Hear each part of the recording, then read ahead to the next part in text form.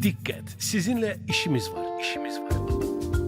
İş qurmaq, mövcud biznesini böyütmək, karyerasında irəliləmək istəyənlər üçün Nərmin Aşurzadə ilə idarə etmənin əsasları başlayır. Salam, hər vaxtınız xeyir olsun. Bugünkü həmsöhbətim 3-cü yüksəliş müsabiqəsinin qaliblərindən biri olan Toğrul İslamdır. Biz Toğrulla birlikdə təbii ki, həm yüksəlişdən danışacağıq, həm qalib gəlmək üçün nələri bilmək lazımdır, bunu müzakirə edirik. Həm də gələcəyin lideri olmaq üçün hansı bilik və bacarıqlar tələb olunur və eyni zamanda bugünün lideri kimdir, o nələri bacarır, ənənəvi liderdən necə fərqlənmək lazımdır, orada da nə pis idi, nə yaxşı idi, bunu da mütləq soruşacağam. Bu haqda müzakirəmiz olacaq. Siz də dinləyin, əgər rəhbər vəzifə tutmaq istəyirsinizsə, indi elə bir ərəfədəsiniz ki, düşünürsünüz. Görürsən, niyə mənim kimi yaxşı bir mütəxəssisə vəzifə vermirlər? Belə suallarınız da varsa, mütləq dinləyin. Çünki düşünürəm ki, bütün suallarınıza cavab tapacaqsınız. Və öz suallarınız da yaransa, onda buyurun. Söhbətə sən də qoşul. Telefon nömrəsi 012 404 11 22. Toğrul, xoş gəlmisiniz. Necəsiz? Sağ olun, Nərmin xanım. Mən də öz adımdan siz və dinləyicilərimizi salamlayıram. Dəvət üçün də xüsusi təşəkkürlər. Mən təşəkkür edirəm. Biz efirdən əvvəl ənənəvi müzakirələri eləyəndə Toğrul xüsusi belə qürurla vurğuladı ki, mən 4 ildir artıq rəhbər vəzifədəyəm və 4 ildir komandamda dəyişiklik yoxdur. Heç kim işdən çıxmır. Yəni qəbul olanlar qalmaq istəyir, heç kim işdən çıxarılmır. Və mən ilk dəfə hiss elədim ki, bu əslində bir menecer üçün necə böyük bir uğurdur ki, heç kim komandadan getmək istəmir. Sizcə bunun sirri nədədir? Niyə insanlar qalmaq istəyir sizlə?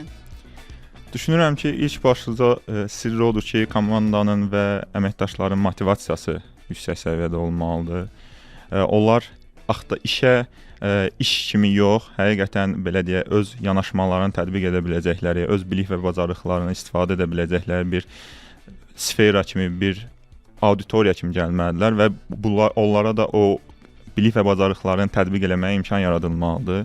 Eyni zamanda da təbii ki, bu şərait və imkanlar onlar da istifadə etməyi istəməlidirlər və bu istək olandan sonra, bu şərait olandan sonra komanda heç bir zaman dağılmır. Amma getsələr incəyəcəksiniz onlardan? Təbii ki, yox. Çünki biz hal-hazırda çalışdığım şirkət olaraq da mən özümün də yanaşması budur ki, cəmiyyətə daima faydalı və inkişaf edə bilən kadrlar və təbii ki, əməkdaşlar hazırlamaqdır. Yoxsa səmimi indi? Təbii, tam sonuna qədər səmimidir. Biz hər bir halda mən düşünürəm ki, daha sonra gələn kadrlarda yetişdirmək qabiliyyətində olduğumu düşünürəm. Amma bəs sizin fikrinizcə, bax, rəhbərlər bizim indi korporativ mühitdən söhbət gedir də, necə reaksiya verirlər? Əməkdaşlar biləndə ki, hal-hazırda məsələn iş müsahibəsinə gedirlər birazdan və ya artıq qəbul oldular və bunu necə açıqlamaq istəyirlər və ya eşidirlər ki, artıq başqa şirkətə keçir. Burada ilkin reaksiyalar necə olur və əslində necə olmalıdır? İlkin reaksiya düşünürəm ki, o olur ki, sən orada nə axtarır, daha doğrusu orada tapdığın nəyi bizdə tapmadın? Yəni ilk sual buradan gəlir, niyə bizi onları bizə üstün tutdun? İlkin sual buradan gəlir. Daha sonra artıq bu sualın cavabları tapdıqca addım-ba-addım irəliləyir və düşünürəm ki, hər bir rəhbərin öhdəliyidir ki, əgər həqiqətən həmin əməkdaşın potensial olaraq daha da parlayacağını düşünürsə, ona imkanı yaratmalıdır. Yəni onu sıxıb saxlamaq, tutub saxlamaq bir şey qazandırmayacaq. Bir müddətdən sonra şirkət də itirəcək, əməkdaş da itirəcək. Nəzəriyyədə belə bir məqamlar var ki, insan bir şirkətdə uzun müddət qalanda sanki rahatlamağa başlayır. Yəni özünü daha çox inkişaf etdirmirsən. Burada söhbət 10 illiklərdən gedir də, artıq 5 ildən daha çox. Bəli. Və əməkdaş özünü inkişaf etdirmir, yəni özünü sübut etməyə heç kimə ehtiyacı yoxdur. Rahat olursan ki, burada hamı mənim potensialımı bilir və sən əvvəlki qədər effektiv olmursan şirkət üçün. Yəni ona görə məndə sual yaranır ki, bir əməkdaşın istifadə müddəti varmı şirkət üçün? Biraz kobud çıxır, amma belə deyil. Təbii ki, elə bir müddət yoxdur. Burada əsas rol artıq mövzumuzun içində liderlərə toxunur. Liderlərin yanaşması, liderlərin komandadan gözləntisi, öz əməkdaşlarına göstərdiyi etimad burada çox böyük rol oynayır. Düşünürəm ki, dünyamızın hal-hazırda ən trend mövzularından biri adaptiv liderlikdir. Hansı ki, dünyamız çox sürətlə dəyişir və rəhbər şəxslər, komandalar bu sürətli dəyişimə uyğunlaşmalıdır ki, inkişaf edə bilsin. Əgər rəhbər özü daim inkişaf edirsə və dünyamızın da bu qədər sürətlə dəyişdiyini nəzərə alaraq, onların komfort zonaya düşməyə sadəcə vaxtları qalmır. Və əgər əməkdaş bu dəyişikliklərə uyğunlaşmaq istəyirsə, yəni bu artıq bir seçimdir. Dəyişikliklərə uyğunlaşmaq istəyirsə, o heç bir zaman komfort zona həyəcanına düşməyəcək. Yəni hər şey liderdən başlayır. Təbii ki, vizyon və liderlik başlıca rol oynayır. Onda əgər bir əməkdaş artıq məhsuldar deyilsə, rəhbər burada günahı özündə axtarmalıdır. Ən azından özünə sual verə bilməlidir ki, burada mənim dəyişə biləcəyim nə var? Mən necə addımlar ata bilərəm ki, komandam daha doğru istiqamətdə addımlasın? Nəyi dəyişmək lazımdır? İndi bu haqqda da birazdan danışacağıq, amma indi efrimizdə çox qısa reklamın vaxtıdır və bu müddət ərzində sizin də suallarınız olsa bizimlə əlaqə saxlaya bilərsiniz. Nərmin Aşurzadə ilə idarə etmənin əsasları davam edir. İş işdən keçməmiş dinləyin. 3-cü yüksəliş müsabiqəsinin qalibi və maliyyəçi Toğrul İslam studiyamızdadır. Onunla birlikdə gələcəyin və bugünün liderləri haqqında danışırıq. İndi sən soruşmaq istəyirdim ki, Toğrul, məsələn, mən bilirəm ki, yaradıcı insanlar necə rəhbər olurlar, necə menecer ola bilirlər. Amma maliyyəçilər necə olur? Maliyyəçilər haqqında belə bir stereotip var ki, maliyyəçilər özlərinə qapalı olurlar. Bəli, və onlar daima öz qapalı dünyalarında öz həyatları, öz xoşbəxtliklərini axtarırlar, o rəqəmlərin içində, o hesabatların içində və bu açığını deyim, bu dəyişilməz bir stereotipdir və bu üstündən müəyyən məqamlarda hətta üstündən xətt çəkilib müəyyən təşkilatlarda, amma yenə də bu stereotiplər qırılmalıdır. Yəni introvert olurlar daha, düz başa düşdüm, yoxsa? Introvert də deyə bilərik. Daha çox introvert insanlarla münasibətdə mən nəzərdə tuturam. Amma burada daha çox o rəqəmlərin içində olmaqları, digər o yumşaq bacarıqlar dediyimiz tərəflərdə çox fokuslanmamalı. Daha çox analitik, bəli, emosional tərəfdə, emosional zəka tərəfində müəyyən axsamaların olmağı və s. kimi daha çox nəzərə alınır. Amma bunlar əslində olmalıdır artıq. Emosional zəka, adaptivlik, bunlar hamısı olmalıdır və hətta dünyanın trend analitikasına baxsaq görərik ki, hal-hazırda liderlərdə ən başlıca gözlənilən o emosional zəkadır. Amma niyə əgər siz bütün günü Excel-də filan müəyyən kağız, rəqəmlər bunun içində sizə niyə lazımdır bu baxımdan inkişaf etmək? Əslində ilk başda verilən sual elə bu olmalıdır. Niyə Excel? Yəni dövrümüzün süni intellekt düzdür, Excel heç vaxt dövrü keçəsi bir vasitə deyil, amma dövrümüz süni intellekt dövrünə gedəndə, robotlaşdırma, data analitika dövrü olanda niyə Excel, niyə SQL yox, Power BI yox, hansının ki biz hal-hazırda öz komandamızda mənlə çalışan maliyyəçilər SQL və Power BI bilikləri var, özləri öz hesabatlarını yığırlar, özləri öz datalarını çıxardırlar. Və bu da onların elə bazarda bir addım rəqabətdə üstün olmaqlarının belə deyək, göstəricisidir. Amma niyə bir maliyyəçi müdirə bu yumşaq bacarıqlar lazımdır? Onun cavabını ala bilmədim. O niyə lazımdır? Çünki dediyim kimi artıq trenddə bir maliyyəçi müdir yox, bir maliyyəçi lider olmalıdır.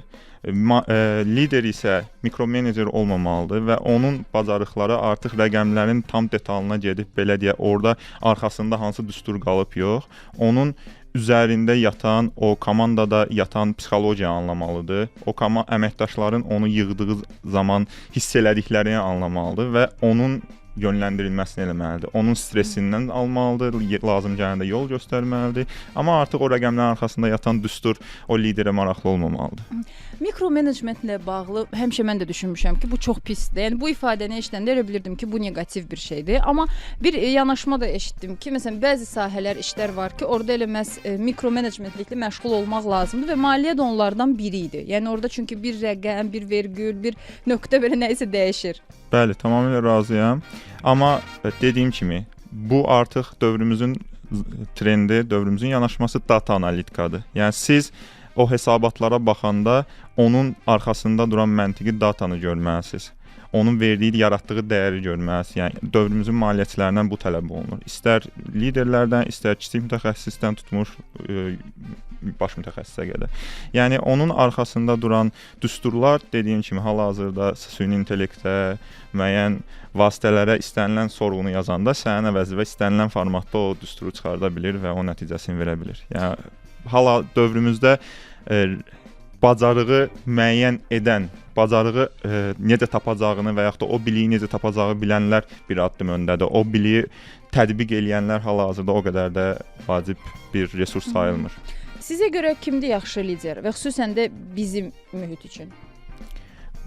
Bizim mühit üçün düşünürəm ki, hal-hazırda biz çox gözəl bir dövrə qədəm qoymuşuq, hansı ki o nəzarət və bürokratik idarə etmə mexanizmindən çıxıb hal-hazırda etimad, əməkdaşlara inam, onların verdikləri təklifi dəyərləndirmə, yəni bir düşüncə, başdan gələn bir düşüncə, bir yanaşma yox, artıq bütün cəmiyyətin, komandanın verdiyi təkliflər qiymətləndirilir və bunu bir çox şirkətdə görməyimiz həqiqətən sevindirir məni. Onların komandadan gələn təklif, çünki ağıldan üstündür. Yəni lider ola bilər, təcrübəsi ola bilər, dünya görüşü daha fərqli ola bilər, amma komandanın yaratdığı dəyərlər, komandanın verdiyi yanaşmalar bəzən çox fərqli istiqamətli inkişafa gətirib çıxarda bilər. Əməkdaşa necə hiss etdirmək lazımdır ki, mən sənə etimad edirəm, güvənirəm? Yəni açıq elə ünsiyyətdə demək lazımdır ki, mən sənə güvənirəm, yoxsa bunun necəsə əlamətlər var, hərəkətlər var?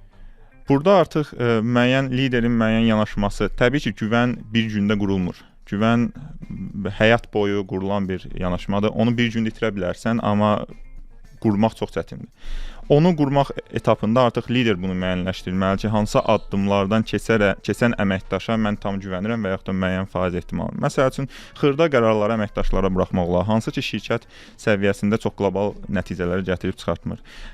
Müəyyən məqamlarda əməkdaşın fikrini almaq olar. Bu da əməkdaşı dəyərli hiss etdirəcək və bu hissiyat, bu mövqe, bu düşüncə əməkdaşın özünü daha da çox çalışmasına və daha da çox işə fokuslanmasına gətirib çıxardacaq. Amma komanda daxilində hər kəsi eyni qədər dinləmək, hər kəsə eyni qədər məsuliyyət də vermək olmur. Yəni ki, menecerlər özləri təyin edir ki, bu insana daha çox imtiyaz vermək olar və ya daha çox onun fikirlərini eşitmək olar. Bu məqamda belə olur da, yoxsa hər kəsə eyni qədər? Yox, təbii ki, yəni həm burada vəzifə, həm pozisiya, həm gördüyü işin şirkət strategiyasına təsiri, bütün faktorlar nəzərə alınır. İndi bu halda digər komanda üzvlərinə necə izah etmək lazımdır ki, məsələn, niyə daha çox filan kəsin fikirləri keçir? Bunun üçün o tətbiq olunan feedback, yəni geri dönüş yanaşması var ki, məsəl üçün səndən bu qarşındakı əməkdaş, səni narahat edən əməkdaş filan X addımlardan keçib, onun X, Y təcrübəsi var və bu addım-addım bu səviyyəyə çatıb, müəyyən etaplardan keçib. Yəni bu artıq o liderlikdə dediyimiz daima liderin özünü öyrənib və öyrətmə bacarığına fokuslanılır. O lifelong learning dediyimiz, hansında ki əməkdaşı daima öyrətməyə fokuslanmalıdır və əməkdaşı hansı yollarla öyrənməyini istiqamətləndirməlidir. Necə öyrənim yox, nələri öyrənmək və hal-hazırda prioritetdə olan, sənin inkişafın üçün prioritetdə olan məsələlər nədir? Birbaşa təlimlərə filan göndərməkdən söhbət gedir. Tək təlimlər yox. Yəni öyrənmək bəzən tək təlimdən ibarət olmur. O komanda daxili, o komanda yanaşması, liderlə işləyə-işləyə, menecerlə bu geri dönüş görüşləri təşkil eləyə, yəni əməkdaş çox böyük inkişaf yoluna qədəm qoya bilər. Sizin bu əvvəldən liderlik haqqında fikirləriniz belə idi, yoxsa müəyyən bir mərhələdən sonra, ola bilər ki, yüksəlişdən sonra artıq belə düşünməyə başlamısınız? Açığını deyim, mənim çalışdığım mühit təbii ki, buna rol oynayır. Mən daima öz rəhbərlərimdən bu yanaşmanı görmüşəm. Eyni zamanda mənim mövqeyim odur ki, artıq menecer yox, artıq lider dövrüdür. Lider isə komandanın bir üzvüdür. Lider, dediyim kimi daha öncə, o bir vizyon, bir baxış yanaşması artıq olmamalıdır və düşünürəm ki, bir çox inkişaf etmiş şirkətlərdə və təşkilatlarda, hətta qurumlarda bu yoxdur.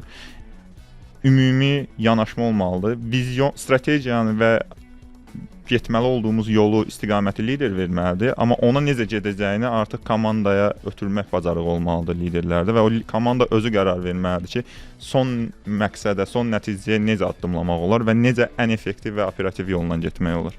Bəzən olur ki, o sizin dediyiniz lideri bir başqasını seçirlər. Məsələn, ona vəzifə verilir, rəhbər şəxs o təyin edilir, amma komanda özü üçün başqasını seçir, başqasını görür lider. Məsələn, düşünür ki, o daha yaxşı, onun fikirlərini daha çox eşidir.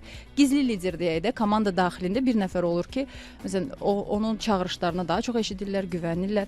Bu insanlarla əslində necə əməkdaşlıq etmək lazımdır? Məsələn, top menecer başa düşür ki, ondan daha çox sözü keçən biri var. İnsanlar ona daha çox inanır. İstər-istəməz bir komanda daxili nə qədər də lider yanaşması ilə desə, yəni istər-istəməz bir pozisiya bölgüsü var və əgər şirkət rəhbəri bu vəzifəyə təyin olunan lideri artıq seçibsə, orada gizli liderlərin olmağı bu komandanın üçün üstünlükdür. Çünki bir komanda daxili bir neçə liderin olmağı o belə deyək də bir nəfərin üstündə paylanan yükü azaldır. Burada o sizin dediyiniz başlıca liderdən gözlənilən sadəcə odur ki, o istiqamətləndirsin. Burada artıq ego rol oynamamalıdır. Burada artıq əgər o gizli liderin sözü komandaya daha yaxşı təsir edirsə, belə deyək, deməli həmin əməkdaşın o lider dediyimiz vəzifədə oturan şəxsdən nədəsə bir addım üstündür, nədəsə istər emosional zəka, istər komanda daxilindən biraz kənarda qaldığına görə əməkdaşlar o liderə, gizli liderə daha çox güvənirlər. Ona görə müəyyən etapları ona ötürməli və liderin əsas məqsədi nə olmalıdır? Son nəticə əldə olunmağı. Ona necə gedəcəyini yenə də deyirəm, komanda özü qərar verməlidir, komanda özü addımlamalıdır. Bəzən çox yaxşı mütəxəssislər, yəni peşəkar insanlar, hətta neçə illərdir artıq məsələn o şirkətdə çalışır. Onlar başa düşə bilmirlər ki, niyə onlara rəhbər vəzifə verilmir? Yəni rəhbər seçmə məqamı gələndə ya kənardan kimisə gətirirlər və ya təcrübəsi ondan daha az olan kimisə təyin edirlər, amma halbuki o işi daha çox bilir, o qalır kənarda. Sizcə bunun səbəbi nə olur? Bəzən liderlik tək işi bilməkdən ibarət olmur. Bu dediyim hard skills və soft skills, yumşaq bacarıqlar etapı gəlir. Hansında ki, ilk cümləmizin başında vurguladığım kimi dünyamız çox dəyişkəndir və o dəyişikliyə adaptasiya olmaq, adaptiv liderlik, strateji düşüncə, strateji qərar vermə, liderlərdən tək bu günü düşünmək yox, eyni zamanda 10 il, 5 il, 10 il sonra görmək vacib tələb olunur. Eyni zamanda bu dəyişikliklərə uyğunlaşmaqdan əlavə sən öz komandanı necə yetişdirə bilirsən? Yəni şəxs olaraq ola bilsin mən çox güclü işi bilirəm, amma mən artıq öz davamçılığımı yetişdirə bilmirəm. Bu bir lider üçün, bir və yaxud da işi bilən adam üçün liderlik pozisiyasına qalxma və yaxud da liderlik statusunu almağa ən vacib faktorlardan biridir və əgər sən öz davamçılığı yetişdirə bilmirsənsə, deməli artıq sən bir yerdə hansında ki o pensiya yaşı, hansında ki sən digər şirkətə keçəndə artıq o qurulmuş mexanizm sırf sənin çiyinlərinin üstündə qurulur və sən keçəndə, sən ayrılanda artıq o proses dağılacaq. Aydındır.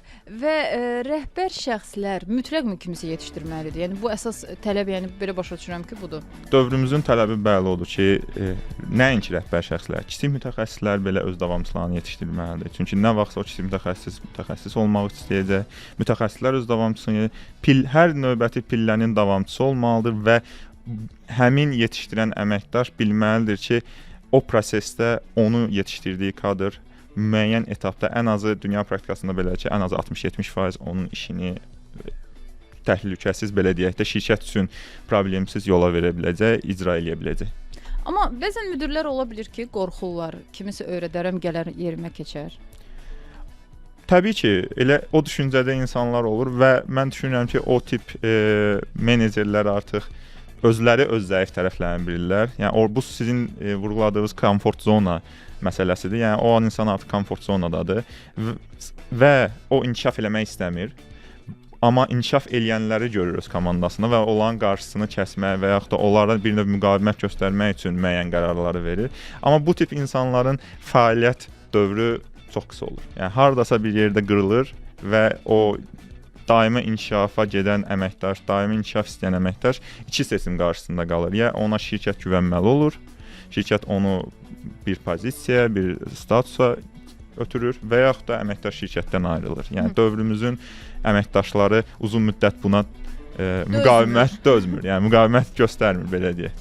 Toğrul, bəs sizcə bax indi kimsə hiss edirsə ki, onun rəhbəri məhz belə insandır. O biraz qısqanclıq var ona qarşı, istəmir qabağa getsin və s.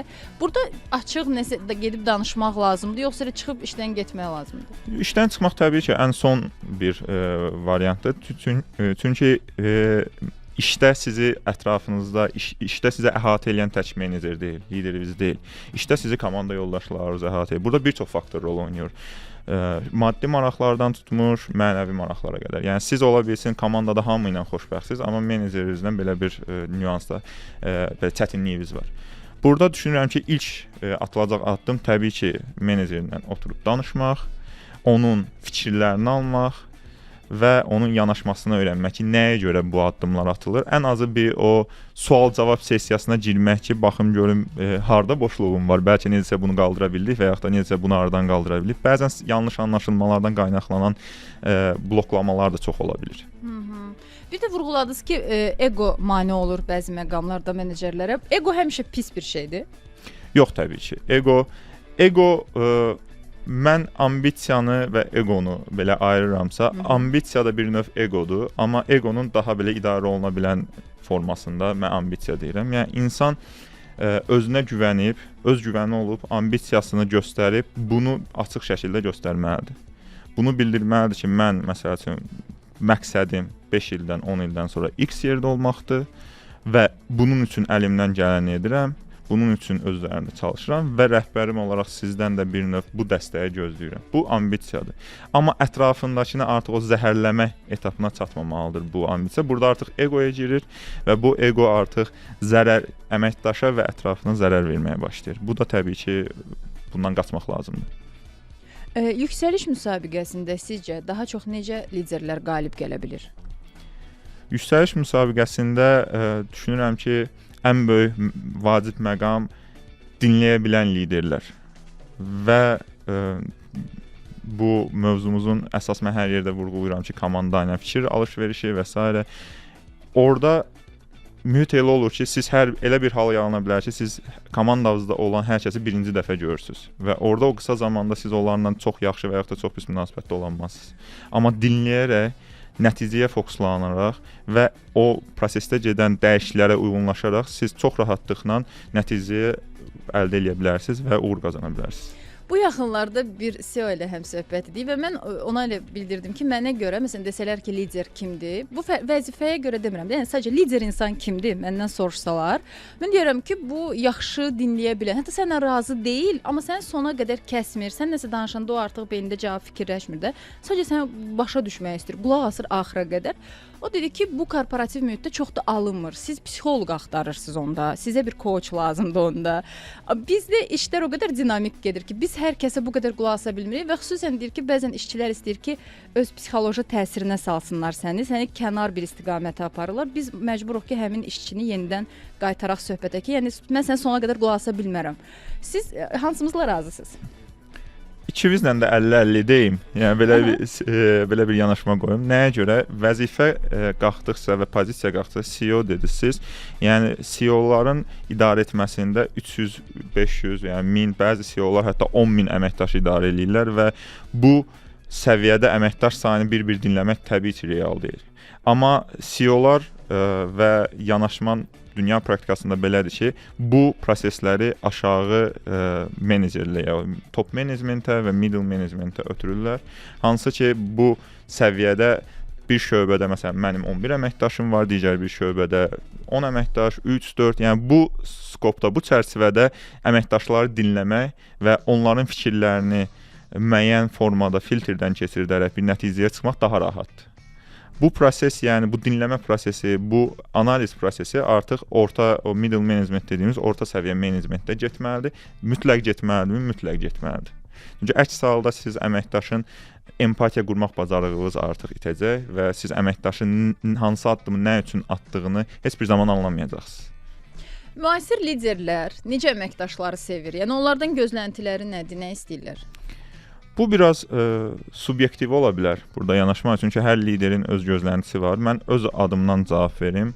Mənim sevdiyim əməkdaş daima öz üzərində çalışan, belə klişe olsa da deyəcəm, daima öz üzərində çalışan. Çünki mənim bir yanaşmam var komandada ki, bu gün olan artıq bu gündə qaldı. Sabah daha fərqli bir yanaşma, daha fərqli bir mövqe qoymalıyıq, daha da inkişaf eləməliyik. Bu gün dünəndən daha yaxşı olmalıyıq bir növ qısa desək. Bunda bu tələbə bir növ qarşılayan, bu tələbi ödəyən əməkdaşlar mənim təbii ki ən sevimlim olur və bu prosesdə bir yerdə addımlayırıq. Çünki mənim üçün, ümumiyyətlə hər bir lider üçün son nəticə, vizyonun, strategiyanın əldə olunması hər şeydən daha vacibdir. Hər birimiz son nəticəyə fokuslanırıq və məqsədimiz o bayaq dediyim kimi 5 ildən sonra harda olacağımızı indidən xırda addımlarla təmin eləməkdir. Bu prosesə getməliyik. Yəni əsas inkişaf etməsini istəyirsiniz. Tək inkişaf yox, dediyim kimi inkişaf biridir. Daima öz üzərində çalışmaq, komandaya uyğunlaşmaq, toksik mühit olmamalıdır, toksik mühit yaratmamalıdır. Feedbacklərə açıq, geri dönüşlərə açıq, adekvat geri dönüşə açıq bu sadəcə istədiyim vaxt sözü demək deyil. İstədiyim vaxt uyğun və düzgün formada fikri və əsaslandıraraq bunu ifadə O eləməkdir. uyğun necə olur? Məsələn, müdirə fikri necə bildirmək lazımdır?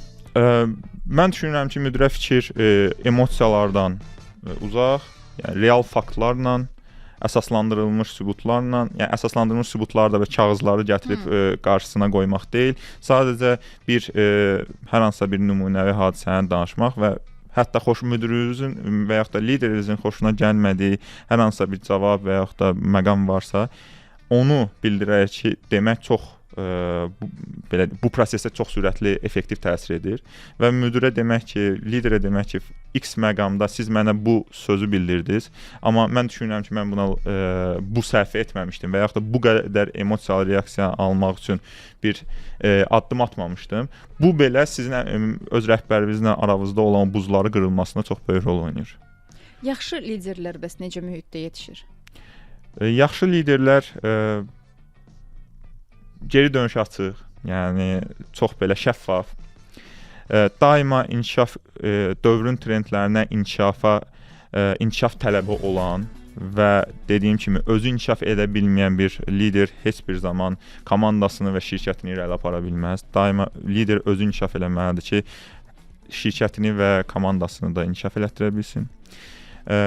Empatiya və emosional zəka dövrümüzün liderliyində bu çox vacibdir. Yəni əməkdar insan faktoru, insanın idarə edilməsi faktoru, insan emosiyalarının idarə edilməsi faktoru çox vacibdir. Çox da çətin. Çox da çətin. Ən əsası da yəni insan ilk öncə özünü tapmalı, öz emosional zəkasını, öz emosiyalarını idarə etməyi bilməlidir. Çünki elə bir hal olur ki, sən çox negativ bir mühitdə olursan və sən o partlamağa məqam axtarırsan, bəli. Və o anda emosiyalarını idarə etmək, o proses çərçivədə saxlamaq, o prosesləri tənzimləmək bu çox böyük bir bacarıq istəyir və dövrümüzün liderliyində bu dəyişikliklərin verdiyi stresi idarə edə bilən, həm emosiya tərəfdən, həm də proses tərəfdən, sistemləşdirilmiş proses tərəfdən idarə edə bilən liderlər düşünürəm ki, uğurlu ola biləcək şəxslərdir. İşdə məsələn çox hirslənəndə nə edirsiniz? Çalışıram hirslənməyim. İlk öncə sağlığımızı yandı. Yəni ümumiyyətlə düşünürəm ki, heç nəyi o formada hirslənəcək qədər ciddi qəbul etmək lazım deyil. Çünki bir problem varsa, mənim yanaşmam budur ki, bir problem varsa, onun həll yolu da mütləq var. Sadəcə bu uzun yol ola bilər. Bu yol uzun vaxt ala bilər, amma əsas bu yolu tapmaqdır və bu yolu tapmaq da yenə də dediyim kimi ancaq bir əldən çıxan bir nəticə deyil, komanda olaraq oturub müzakirə olunmalıdır.